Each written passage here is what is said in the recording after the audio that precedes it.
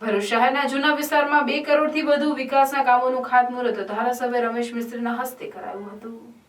ગુજરાતમાં ચૂંટણી બાદ 156 સીટો પર ભાજપની જીત થઈ। ફરી એકવાર ગુજરાતના લોકોએ વર્તમાન સરકારની પસંદગી કરી છે, ત્યારે સરકાર દ્વારા છેવાડાના માનવી સુધી ચૂંટણી ટાણે કરેલા વિકાસના વાયદાઓને યુદ્ધના ધોરણે ઓપ આપવા અને છેવાડાના માનવીને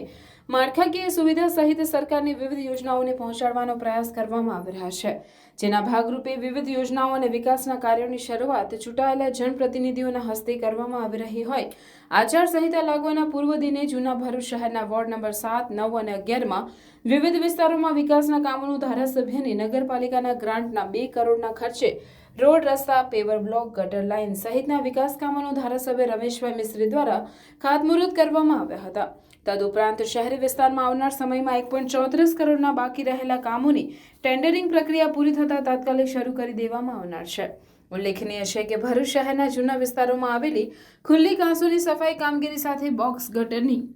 કામગીરીની આવનાર સમયમાં હાથ ધરવામાં આવશે, જેનાથી લોકોને ગંદકીના સામ્રાજ્યથી છુટકારો મળશે।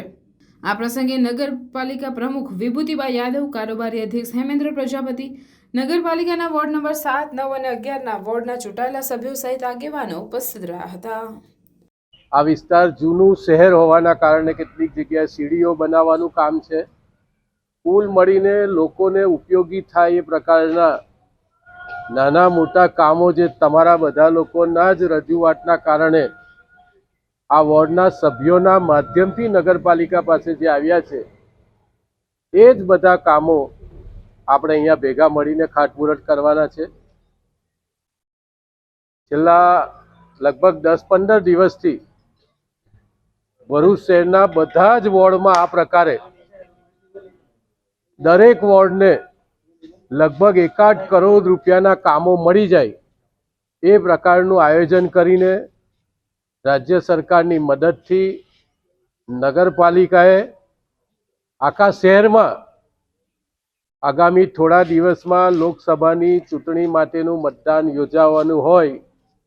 એટલે લગભગ 2-3 મહિના સુધી આચારસંહિતાના કારણે કોઈ વિકાસનું કામ ન થાય નવું, એટલા માટે ખૂબ ઝડપી યુદ્ધના ધોરણે છેલ્લા 1 મહિનામાં બધા જ કામોની મંજૂરી મળી જાય, એનું ટેન્ડર પ્રક્રિયા પૂરી થઈ જાય અને જે એજન્સીને કામ મળ્યું એ એજન્સીને વર્ક ઓર્ડર મળી જાય, જેના કારણે કામ કરવામાં એને કોઈ આચારસંહિતા કે નિયમ ન લાગે અને ચૂંટણીની આચારસંહિતામાં પણ વિકાસનું કામ અટકે નહીં અને લોકોને મુશ્કેલી નહીં પડે અને એમણે જે પ્રશ્નોની રજૂઆત કરી છે એનું નિરાકરણ પણ આવી જાય, એ હેતુથી આટલી ઝડપથી અમે આખા શહેરમાં બધા કામોના ખાતમુહૂર્ત કરી રહ્યા છીએ।